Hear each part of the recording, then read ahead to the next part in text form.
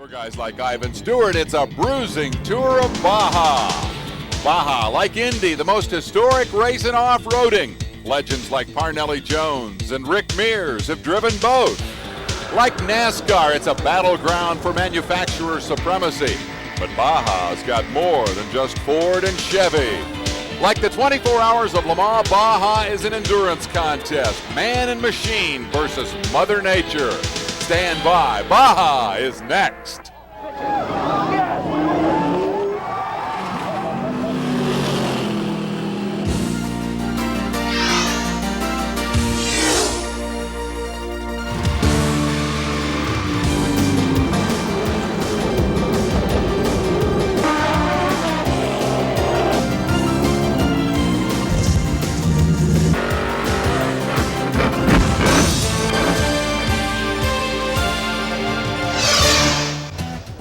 The color, the noise, the excitement. It's a festival. And all of these bikes and buggies and trucks and cars tell me it's a speed world kind of a festival.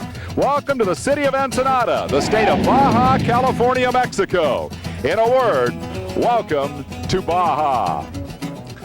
Hello everyone, I'm Dave Despain, overlooking one of the most famous venues in world motorsports. No, it's not Monaco, that's for the GP guys. The oval racers love Indy and Daytona. But if your idea of a motorsports challenge is pounding past the pavements and bouncing off the boulders and roaring through the ruts, then Baja and the Baja 500 are your mecca. Parnelli Jones once described off-road racing as like a plane crash that lasts all day. Well, since 1969, Parnelli and Walker Evans and Ivan Iron Man Stewart and the rest of the desert tough guys have started their desert adventures right here in the streets of Ensenada. But when that green flag falls, the fun, the festival, last about 15 seconds, and the rest of it is hard work. And with that story, let's go out there to the real Baja, somewhere in the desert. My ESPN colleague, Steve Wise. Dave, it may seem like I'm out in the middle of nowhere, but in reality, this is the race course for today's event, the Baja Desert. This particular race, the Score Tecate Baja 500, features all of the diversity found in this peninsula. Everything from flat desert roads to mountain ranges with trees, even a run along the beach near the end of the race course. It's usually pretty isolated out here, but as you can see, the race teams have moved in and set up camp. They're ready to go. There's some extra excitement this year because of the new Tecate Score Trophy Truck Series. That's the biggest, the fastest, and the most expensive race truck money can buy. Since its beginnings, desert off-road racing has consisted of several different divisions, all competing in the same race. But over the years, the disparity between grassroots racers and factory-backed teams have grown, and so too have concerns about fairness and safety. To alleviate those concerns, Score this year debuted a separate series exclusively for factory-backed truck teams and those independents who think they can run with them. This truly is the best of the best. It's time for, you might say, a primo class to evolve from Score, and the trophy trucks are definitely that. It's the cream of the crop, the fastest of the fast, the most elite. It's been really interesting because we're racing against each other now, where before we raced more against a lot of cars in the elements, and now we're bumper to bumper, and the octave, we're running a lot faster than we've ever ran, I can tell you that. It's really made it exciting for the spectators, exciting as a racer, because we're all running top-notch equipment. Vehicle manufacturers represented include Dodge, Toyota, Chevrolet, and Ford. The Ford guys have already won 2 of the 3 races held so far this year. Dave, you know downtown Ensenada is always packed for this race. In fact, these 3 Score races, the Baja 500, the 1000, the San Felipe race, are the 3 biggest single tourist events each year in Baja. That accounts for the big smile on the face of the mayor here as he cuts the ribbon in company with Sal Fish, the man in the middle, and we get set to go racing here on the Baja Peninsula. The Score Tecate Baja 500 Trophy Truck Race coming up. The Baja 500 brought to you by Toyota's full line of quality cars and trucks. Toyota, I love what you do for me. And by Goodyear, #1 in tires.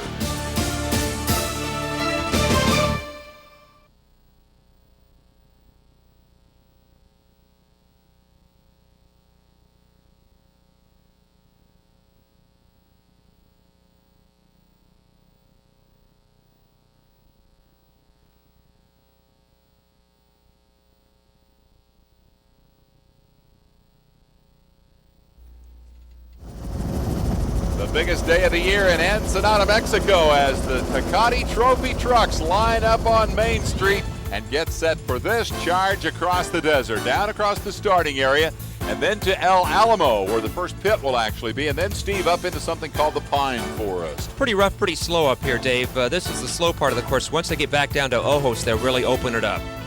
Somewhere near the midway point, a place called Mike's Sky Ranch. Every off-road racer knows about it. They love to get to Mike's. Little run up the coast to the finish line, and Walker Evans says the important part of this race is the early part. That first part of the race is the most difficult. It's going to be the dustiest. It's the narrowest pieces of road that we run in all of Baja, including with pine trees on each side of you, very narrow. Lots of them have the bark already skinned off from them from us practicing up through there. And if the trees aren't there, then there's great big ditches, there's ruts, there's rocks sticking out of the bushes and what have you. We call them gotchas. So you got to drive up through there and don't let any of the gotchas get you. So that's the key to it, Dave. A lot of gotchas waiting out there for Steve Kelly, who will be the first truck to leave the line.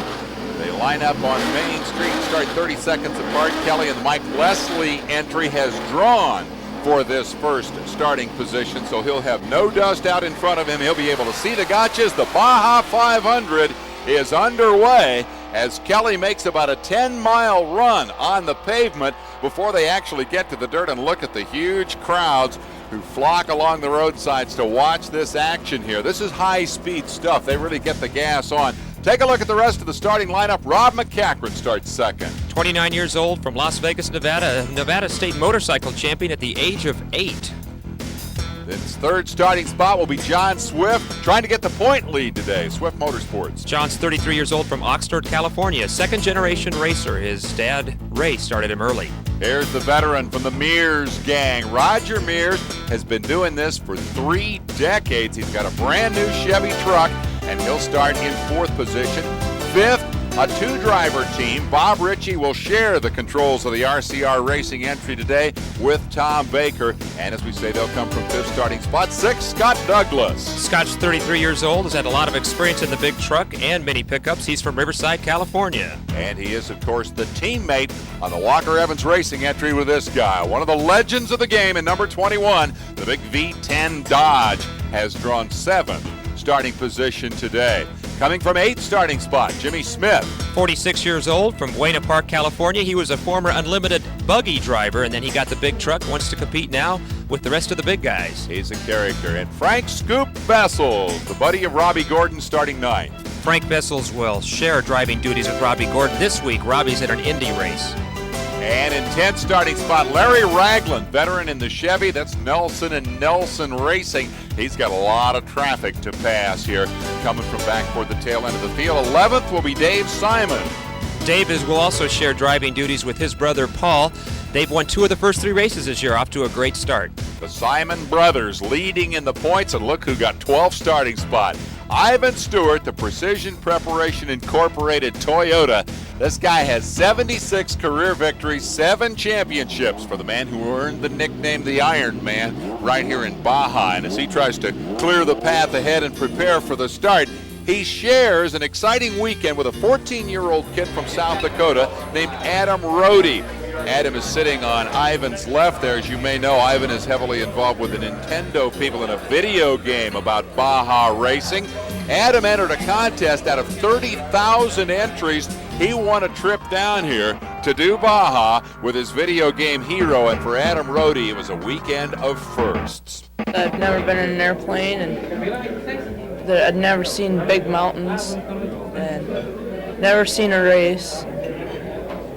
Ivan, what are some of the things you're going to try to show him when he's down here? Well, we're going to take him and give him a ride in the pre-runner later on. We'll go down to contingency. Adam's never been to Mexico, so we're going to show him around the town a little bit and give him a ride and set him in my race truck and give him a grand tour. This is a heck of an opportunity for me and for Adam, and we're going to get to know each other a little bit and show him off-road racing and Baja 500 and have a good time. That video game deal's been good to Ivan. He was a fencing foreman Went into a bar one night, ran into a guy who says, you know anything about video games? And the long and short of it is that Ivan became a video game hero here. This is the latest rendition of the Nintendo game.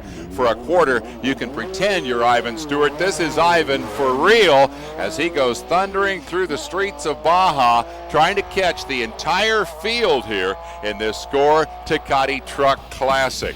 And way out there at the end of the pavement, here's the first big jump. We'll be here in just a moment.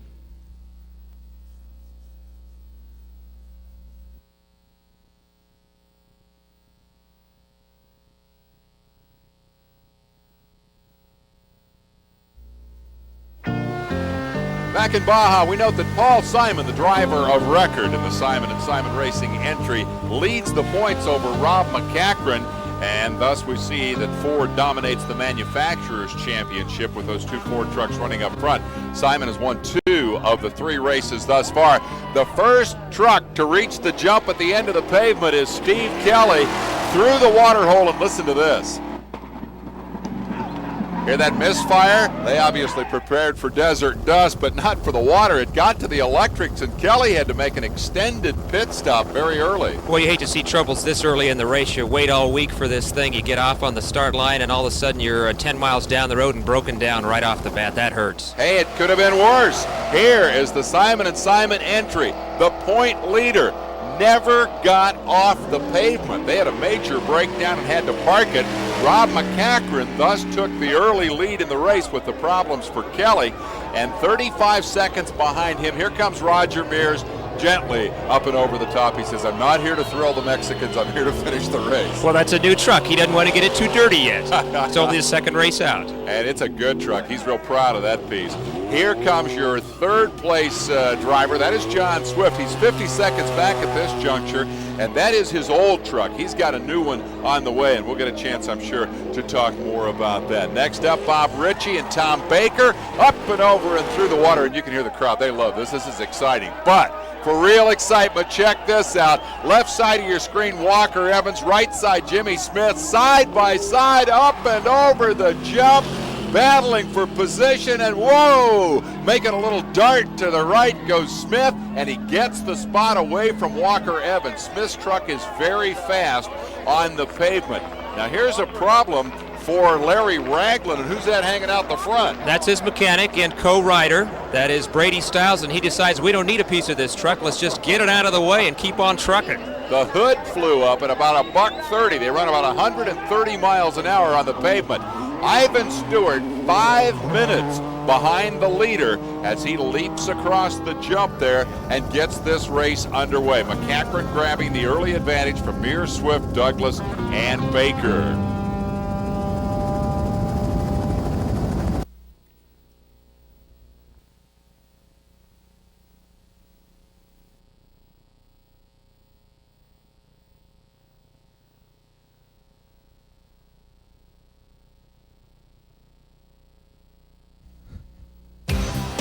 Back at Baja, the hub-to-hub action starts early. Another look at Walker Evans and Jimmy Smith battling over the jump. You know, sometimes that track just doesn't look wide enough, Dave, and Jim Smith needs to take up a little extra room in this one. Walker Evans first came here for the first Baja 500 in 1969, driving a Rambler. How about that? This guy is an off-road legend. In fact, Parnelli Jones is among those listening to Walker Evans with a cowboy hat expounding back in the early days.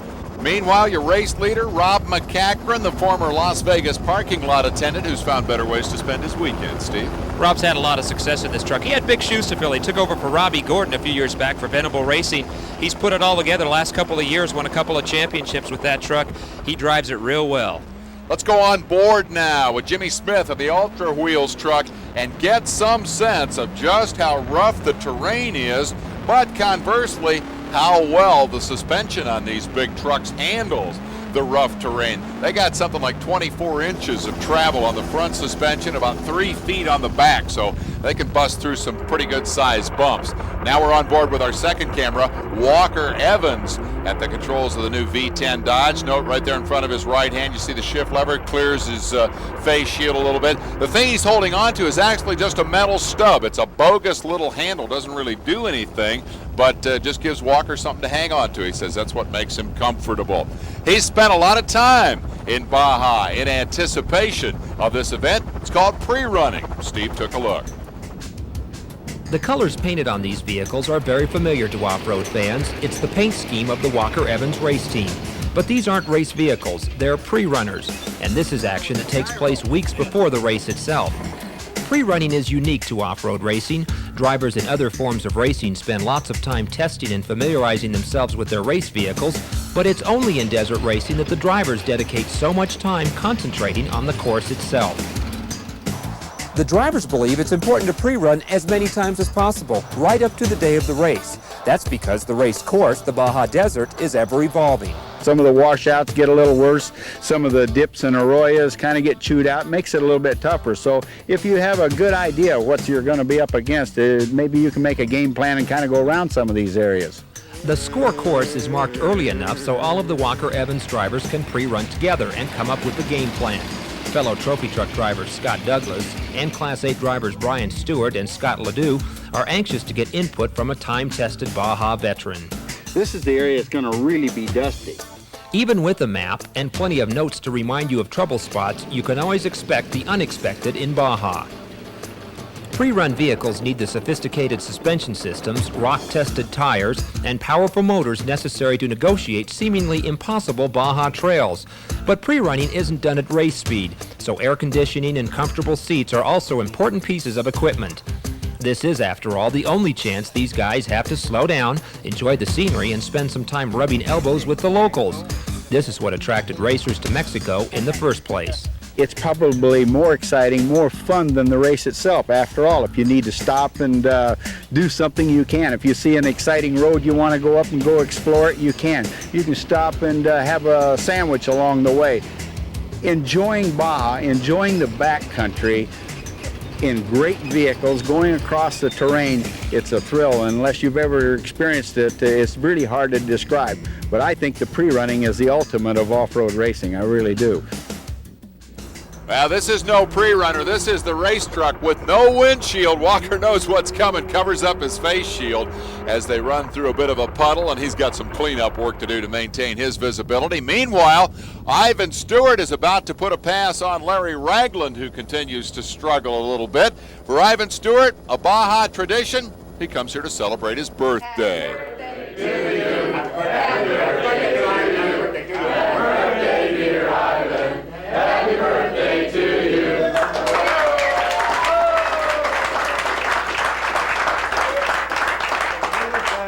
Julie didn't have to get all the candles on that little bit.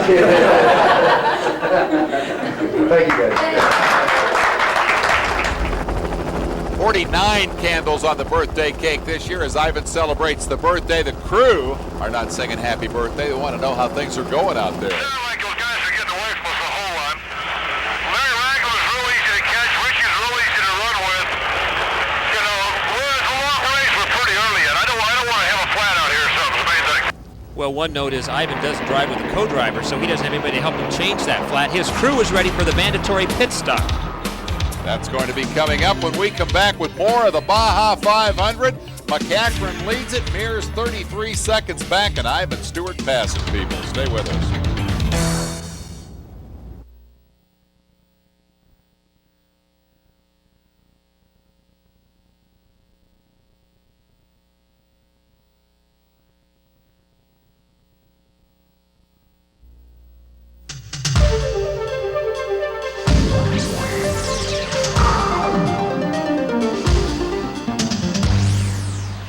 Score Tecate Trophy Truck Race, the Baja 500. Dave Despain with Steve Wise here enjoying the action. Here's the guy responsible for putting it all together down in Baja. The CEO of SCORE is Sal Fish. Working days, weeks, months prior to the event. It is not uncommon at all to see Sal in his official SCORE vehicle driving throughout the area, along with his assistant Ricardo Cruz, passing out decals to the area youngsters, stopping to say thank you to the Federales for their help in keeping things in order. Just yesterday, Sal was busy negotiating a last-minute course change with a local rancher. So we was planning to make a course, but we'll need maybe a grader or maybe bulldozer. maybe half an hour of 1 hour of work. Okay. We will do a new permanent course work. Great. in community land where nobody will stop you. Great. Sal's tools include his negotiating skills, his fondness for the locals, and an occasional donation to local charity. Talking with Enrique from the mayor's office and the mayor, and then coming out to Urupan last night and meeting with the delegation here, Willie, we were able to reroute the course, and we'll, instead of going under the bridge of Highway 1 that is going from Ensenada south, we'll be able to jump onto the highway there and run approximately 4.9 miles on the highway and then turn left and join our course at the community of Urupan. And I actually think it's going to be better for the racer because they won't have to go through that water section, and they won't have to be wet for the first part of the race. And as we get back to the race, our condolences to the family of Ricardo Cruz, who died in a traffic accident not long after this Baja race. This is Mears, and he is in hot pursuit of Rob McCachran. This is the race for the lead, and from the helicopter you can see the interval, and I get the sense that Mears' new truck is reeling in McCachran here. He's really got nothing to lose, Dave. You got a new truck. You're not as worried about the points as you are finding out what that truck will do out here, and as we can tell right now, it's doing pretty well. He's moving up on McCachran as McCachran's crew readies themselves for the mandatory pit stop. That pit stop a big part of the strategy, especially for John Swift, who's currently second in the points here today, and talked about his expectations coming to the 500. Well, if I win here today, it would be my 6th straight Baja 500 win. So we want to keep that streak going, but you know, we won't be disappointed. We just want to finish well and stay within the points lead. Quite a string of class victories for Swift, including the last 3 in Class 6 in that truck, which he will be retiring very shortly and replace it with a new trophy truck. Again, a ride with Smith as they approach the mandatory pit stop. Now, this pit is about a mile long, and this is the leader, McCachran, making the turn and coming down to his pit area. And why this new innovation? Why did SCORE go to the mandatory pit stop? Well, a lot of it is just for us as much as the fans, Dave. It's a chance to see these guys operate. It makes it more competitive, too, for these pit stops. It's a mandatory pit stop. They have to change 2 tires. They can take gas if they want it. They're only allowed 4 crew members to work on the tires, 2 of them to work on the gas. If they have other problems, obviously this is where they're going to deal with them. They're going to check the truck out, look for any other problems that might have occurred, as in a little bit of garbage detail there. But it's really a chance for us to get a closer look at what's going on. And here is the second place truck. Mears has stopped. Now, he's all the way at the other end of the pit, so even though he gets out quicker, I doubt he'll be able to get around McCachran. 35, 36, 37 seconds, a good stop. Anything under 40, they're pretty happy with. 30 is an excellent stop. Let's hear what McCachran's crew has to say on the radio. Roger Mears is physically 15 seconds behind you, physically.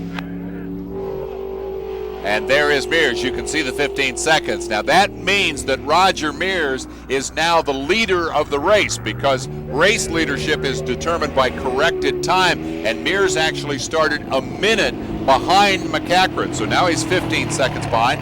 That means he has made up 45 seconds and is in fact the race leader. This is John Swift in for work. You see the crewmen going into the back. They've got problems with the shocks on the left rear. Well, this is going to be a strategy decision here. They've decided they're going to take the time to fix this, bring over the equipment and the manpower they're going to need to fix the shock problem. They want to take a look at it. There's Danny Coe, the official from SCORE, who has said, yes, now you violated the pit rule wall. Look at all the guys over the pit working on the vehicle. They have to sit here for 15 minutes. They figure it's going to take them, 7, 8, 9, 10 minutes to fix this anyway. They might as well take the penalty, get it right, rather than break down a little bit down the road. John Swift disappointed with this early breakdown, and there's more to the problem as we watch Walker Evans come in, actually going out at the completion of his pit stop. He's been in for service. He's not having a great day here so far. And now here's Jimmy Smith coming in, and I guess that picture speaks for itself. Right front is completely shot on that car. You heard Ivan Stewart talking earlier about saving the tires. Well, there you see what Baja can do to the tire. And yes, they do refer to them as cars. They're trucks in terms of the paneling and the bodywork, but the guys all call them cars, don't they? Yeah, in this case, with Jim here, mandatory pit stop or not, you've got a right front tire. I guess he went on the liner for about 5 miles with that thing. There's Scott Douglas also going by. This is Russ Wernemont, Jim Smith's crew chief. He's working on the tire. This is beyond, obviously, the mandatory stop. This is going to run a little bit longer in time here, but you've got to fix it. You've got to make sure the truck is doing well, because you might not get a chance to see your pit crew again for quite a while. This area is set up as full pits. They've got the big transporters and everything here. Here comes Ivan Stewart in for his stop. This is the best place to do major repair, but they'll have small pits set up all around the peninsula here, all along the race course, to try to take care of problems. Now here's Scoop Vessels. He had trouble before he ever got to the pavement. I believe it was an ignition problem for Vessels, so he's playing catch up as the work continues on Jimmy Smith's truck. They've got him just about ready to fire up and head back out. A lot of intensity in these pit stops, Dave. This is so competitive, this new Trophy Truck Series. These guys formerly running in lots of different classes, now all running together. Look at this. Here's McCachran making a right-hand turn, and I'm a little confused by that because here comes Mears from the left. I think McCachran overshot this intersection and has given up a little more terrain to the closing Roger Mears. We'll be back with more after this.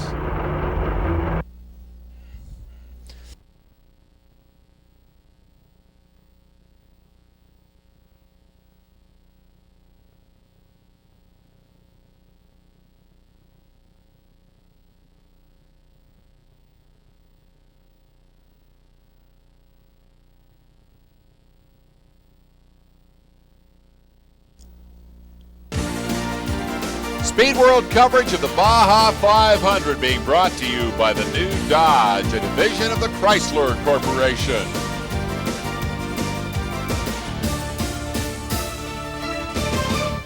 And in this Baja 500 on the peninsula, we have a new leader. Roger Mears has taken control of the race with Walker Evans moving up into second spot. A broken spindle drops Rob McCachran to 10th. He lost 3/4 of an hour. And Mears' new Chevy is the race leader. As they work this Baja Peninsula, important to remember that it's not just the trophy trucks. We've got all kinds of classes that have raced here today. And as we mentioned earlier on, the area they're coming to right now is up here in the Pine Forest, where they'll encounter some of those problems, including some of these faster vehicles from the other classes. And in fact, that led to one of the more intriguing moments, and I guess I would have to say one of the more fortunate moments of this race that we're going to review in a moment.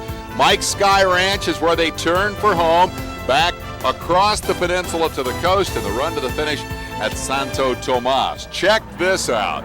This is the truck of Bob Ritchie, and he has caught and passed the buggy of Carl Resender. Carl gets off the road, can't make it up over the hill. Now watch what happens. Direct your attention to the left side of the screen as he starts to back down. The rear falls over the cliff. The buggy slides. Watch the guy running, trying to get out of the way, falls, and Resender runs right over him. Everybody panics, but the guy is okay, and I think that is a tribute to ground clearance right there, Steve. I'll tell you, it could have been real serious. And Dave, the crowds down here are so enthusiastic. They love this racing. They like to get so close to the action that incidents like this can happen, and we're just lucky in this case that the guy was okay. I mean, he really, they took him to the hospital, checked him out. They said, you're all right, I guess, besides having a buggy drive over you. Resender had no idea he was there, stopped, and once he realized what was happening, stopped long enough to make sure the guy was up and moving, and then kept on trucking. A wild moment. With the exception of Ivan Stewart and Roger Mears, these trucks are all piloted by two-man teams, and that carries on a motorsports tradition that goes all the way back to the turn of the century. Check it out. You know, for as long as I've covered motorsports, I've always been fascinated by the riding mechanics at Indy back in the turn of the century. And the tradition that those guys established continues today in the sport of off-road racing.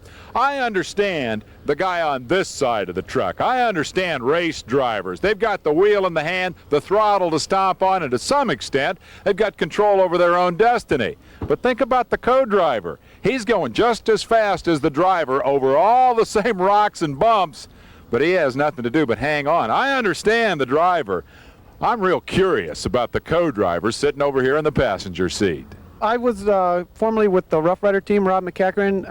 I was with him for a couple of years. We won 2 championships, and basically riding with him, we learned to be a good team together, and hopefully me and Jimmy can be the same type of a deal. Not only knowing every nut and bolt on the truck, he really is my throttle man. He's telling me, you know, we're setting a good pace and how to set the rhythm, and he's also a second set of eyes. He listens really good to me. I tell him when to get on and off and make sure he knows when the bumps and the turns are coming up. He listens really good. So you feel just as safe as if you had the wheel and the brake in your own hands? I think a little bit safer, because then he can't hit me if I crash. All right, Mike Schofstall. Never thought about that danger. Here's Ivan Stewart going solo, and his crew is on the radio wanting to know if he's having problems with the water crossings. Ivan, PPI Main would like to know if you've had any other problems with water. I haven't gone through any water since I last puddled. The engine almost died. Took about 3 minutes to get it to run. Problem for the Iron Man, and Steve, it sounds like it's electrical. They've got a problem with the water crossings. That's why communication is so important out here, Dave, so you can anticipate what's up ahead of you. Here's some of the water crossings that Ivan will still have to face. Roger Mears going through this one at kind of a crawl, but he knows he's better off waiting and nailing it once he gets on down the road. For Stewart, apparently the water getting into the electrics. You heard him say it took 3 minutes last time for it to clear up and run. Here is the second place vehicle on the road. This is John Swift. He would not, by my calculation, be second in the race because he's actually involved in a bit of a battle here with Stewart. The second dust cloud is Ivan as they approach the Ojos Negros section of the course, and Toyota have actually set up a little impromptu pit here, perhaps to try to do something for Ivan in this problem that he has. Well, at the very least, I know they want to take a look at it and see what might be the problem, see if it's something they can address there or wait till they get to a bigger pit. But if you have to throw up a quick pit, you do it because it could be the difference in the race. The Ironman seizing the opportunity to get around John Swift at this point of the course a little bit wider. He can make that kind of a move. Now Swift is struggling here. Stewart needed to get around him. He's not racing Swift. He's already ahead of Swift on corrected time. He needs to get up there and catch Mears. But look at this. Left-hand side of the screen, Stewart takes the twisty-turny portion of the course, and Swift makes a perfectly legal move out there in the straight part of the racetrack and retakes second on the road. So Stewart's going to have to pass him up again, and we continue to wonder about that ignition problem. There are the standings as we take a break and come back with more of the Baja 500.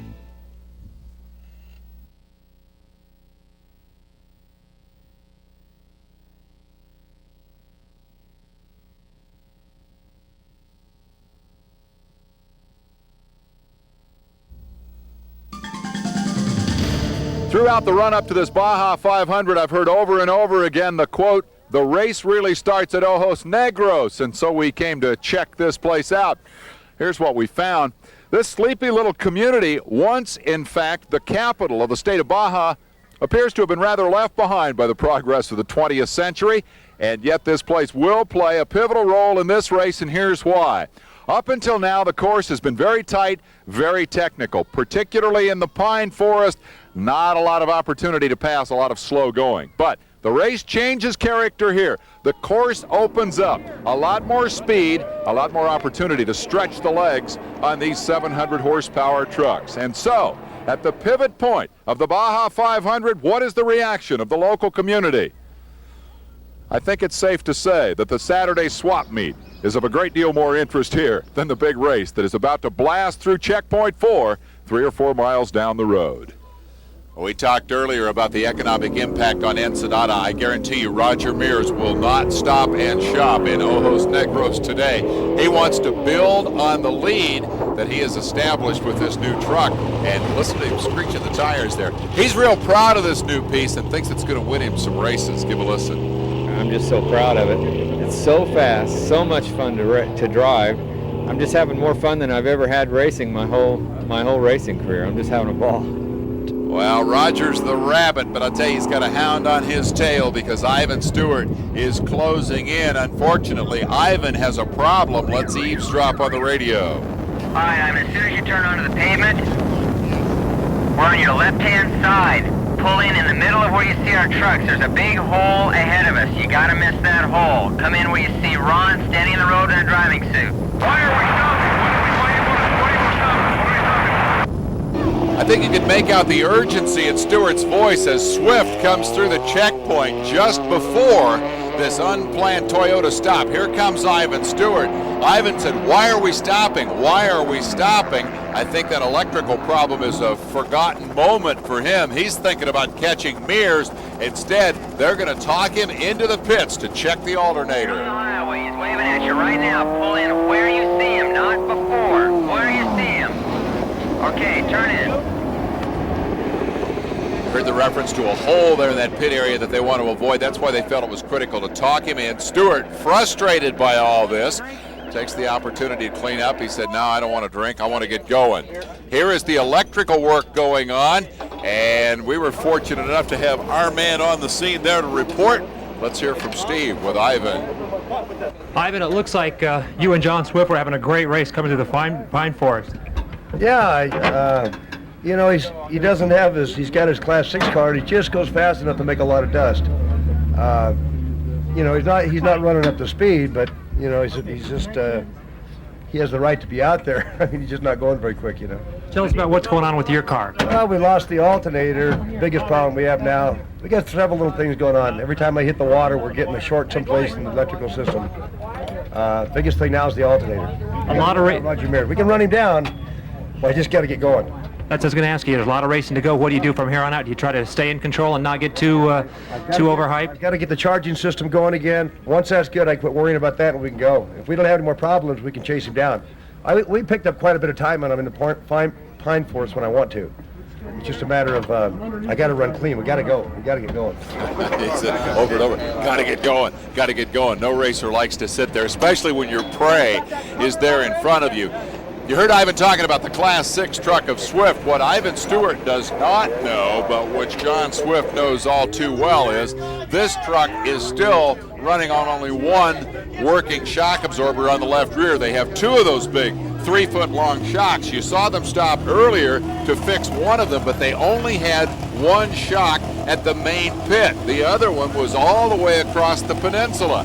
They had to send a chase vehicle to get that shock and then come running back across the peninsula. I mean, that was racing as good as what we're seeing in the actual race itself, to get that shock here to Ojos Negros so that they could replace it and try to get Swift back up to speed.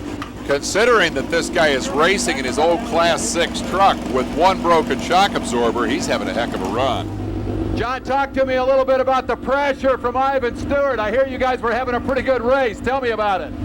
Well, I knew he was back there, and we were going through the forest, and we were just going our own pace. I was waiting for him to get on me, and he came up on me in the rock pile, and I moved over. But then I got him back in the wash. I don't know why he took the upper line, but I stayed down on the low line and got him back in the wash. So he should be coming here pretty quick.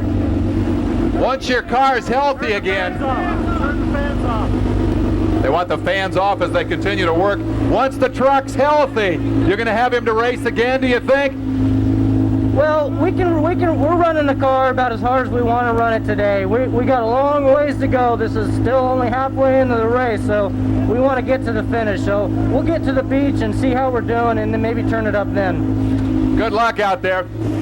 He was anticipating that Ivan would come blasting by when he made this stop, because it turns Swift doesn't know that Ivan's had to stop. So mechanical drama here at Ojos Negros. Well, everybody knows for the most part where everybody else is on the race course, but when you make an unexpected stop or a stop to fix something longer than you'd like, as Ivan just did, you don't have an idea of where the other guy is. You're always looking over your shoulder, though. Get that traffic out of the way as we watch Larry Ragland struggling along here with the remains of his Chevy. You saw him lose that hood right off the get-go before they ever got off the pavement. Now Swift's repairs are complete. He's back underway, and this thing has become a run to the finish. Jim Smith's got all four tires under him. The only problem he has is a little traffic jam up ahead. Where are they going to go? The locals move aside, and Swift comes hammering down through the middle of them at tremendous speed. Now, from the Swift pit, they see Ivan Stewart go by, and radio transmissions have now updated them on his situation, so they know they've got a pretty healthy margin on him on the road. Now, that is not necessarily the same thing as leading the race, because, again, remember that issue of corrected time. McCachran's doing a nice job of catching up as he skids the tires. We'll be back with more of our continuing coverage of the Score Tecate Trophy Truck Race, the Baja 500.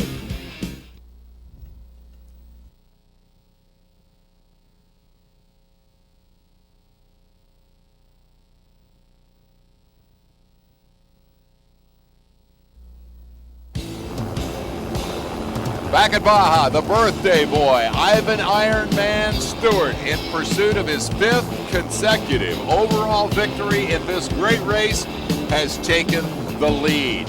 From last starting spot, Stewart has charged past all his adversaries and taken command of the event. The race is for second on corrected time between John Swift and Roger Mears. And let's go back and recap, Steve, what happened to Mears. Well, here's what happened to Roger. He got just off the course. Swift came around the corner, gave him a little nudge, knocked him back on the course. Here Roger stops and let him by. Roger's got to run back and get his jack and the equipment he was using trying to get back on the race course, so he loses the position. While he was stopped on the road, the leader was able to get by. Mears just kind of hit a rut and slipped off, and the drive wheel was hanging over the edge, and he couldn't get the thing moving again. So a big disappointment for Mears. A great window of opportunity here for Ivan Stewart, who won at San Felipe here on the peninsula earlier, but was 10th and 11th in the other 2 races. And that's not the kind of point accumulation that you need to do if you're going to be the series champion. For Swift, this could be a great day. He could get the point lead here. He's now at the point of the race he said he was going to go ahead and open it up from here on in. And Mears, got to be pretty frustrated. Looked like he had things going entirely his way, slipped off the road, and he's now making a pit stop that appears to be pretty much routine. They're changing the rear tires and also refueling, and while they're doing that, I think this guy in the back is taking the opportunity to re-stow that jack that Roger pulled out in an attempt to get himself back underway. The crowd's at checkpoint 8 cheering Swift on his way. This is a real underdog story here today. They're doing real well. Well, John didn't have a lot of expectations, as we heard earlier in the race, for this truck. It's a Class 6 truck.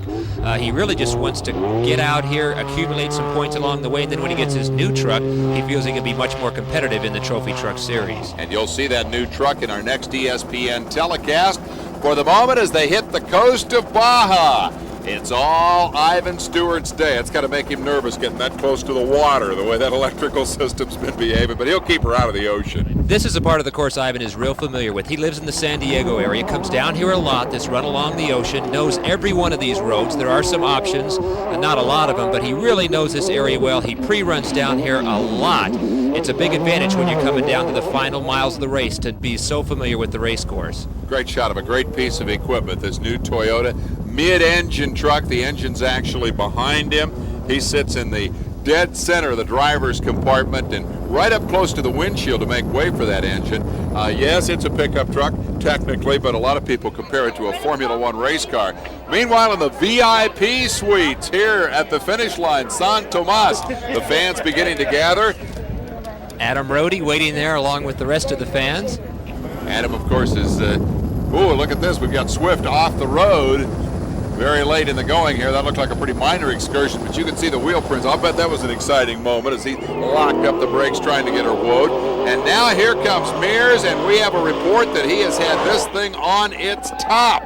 A late race rollover for Roger Mears. Meanwhile, for Ivan Ironman Stewart, the checkered flag just a few yards away, 10 hours and 18 minutes after he started dead last. Steve, are you surprised that he won it? Well, he certainly had 2 things going against him. One was that starting position. The other, this is a new truck. They're still trying to get all of the bugs out of it. You don't have a lot of expectations when you're trying to work through a new truck. But you know what? Ivan's got magic down here at Baja. This race was made for Ivan Stewart. Well, indeed, he earned his nickname, the Iron Man, here 20 years ago by driving solo. He used to win something called the Iron Man Trophy. The trophy no longer exists, but the nickname certainly stuck, and Ivan has re-earned it here today, claiming yet another Baja 500. We'll be back to hear from him in a moment. Thank you.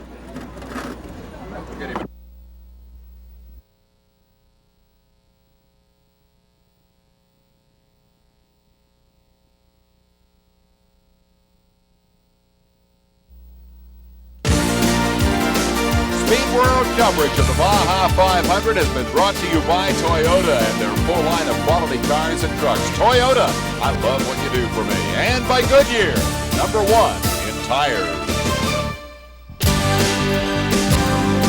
Welcome back to Baja. Once again, the man has made history here, earned the nickname the Iron Man right here by running this race solo. Today, he has won the first of the Tecate Score Trophy truck races on this tough racetrack, and I overheard you. Well, first things first, happy birthday. Oh, thank you. Happy birthday. Thank you. I always say, Dave, around the Baja 500, I always want this for my birthday present, so I got it. It's great. Great day. And a terrific victory, but I overheard you say as you got out of the truck, one of the toughest, maybe the toughest ever. Why? Well, it really is. Well, I started so far back that you guys are so fast, and there was no breeze today.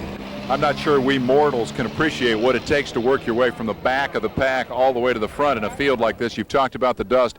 Other adventures out there. What was the toughest pass maybe that you had to make? Well, probably it was just frustrating the first half of the race. I got a real good, the Toyota guys got me in and out of the first pit extremely well, probably 30-second pit out, got by 3 or 4 guys, then I missed my turn.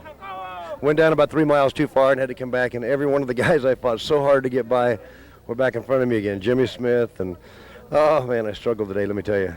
You raced every one of those front runners.